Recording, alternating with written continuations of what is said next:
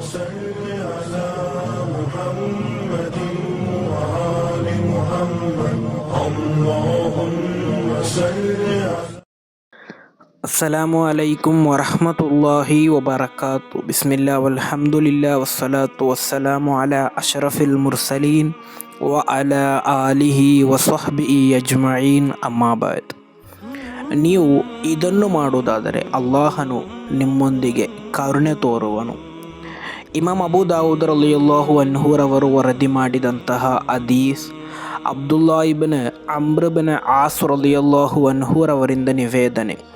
ಅನ್ನ ರಸೂಲಲ್ಲಾಹಿ ಸ್ವಲ್ಲಲ್ಲಾಹು ಅಲೈಹಿ ವಸಲ್ಲಮ ಕಾಲ, ಪ್ರವಾದಿ ಸ್ವಲ್ಲಲ್ಲಾಹು ಅಲೈಹಿ ವಸಲ್ಲಮರು ಹೇಳುತ್ತಾರೆ, ಅರ್ರಾಹಿಮೂನ ಯರ್ಹಮುಹುಮುರ್ ರಹ್ಮಾನ್, ಖಂಡಿತವಾಗಿಯೂ ಕಾರುಣ್ಯವಂತರಿಗೆ ಅಲ್ಲಾಹನು ಕರುಣೆ ತೋರುವನು.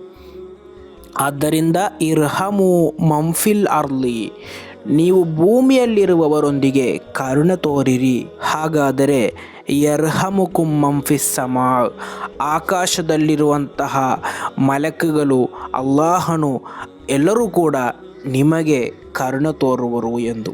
ಆದ್ದರಿಂದ ಇಹಲೋಕದಲ್ಲಿ ಈ ಭೂಮಿಯಲ್ಲಿ ನಾವು ಜೀವಿಸುವಂತಹ ಸಂದರ್ಭದಲ್ಲಿ ನಾವು ಕಾರುಣ್ಯವಂತರಾಗಬೇಕು. ಇಲ್ಲಿರುವಂತಹ ಜನರೊಂದಿಗೆ, ಪ್ರಾಣಿ ಪಕ್ಷಿಗಳೊಂದಿಗೆ ನಾವು ಕರುಣೆ ತೋರಬೇಕು.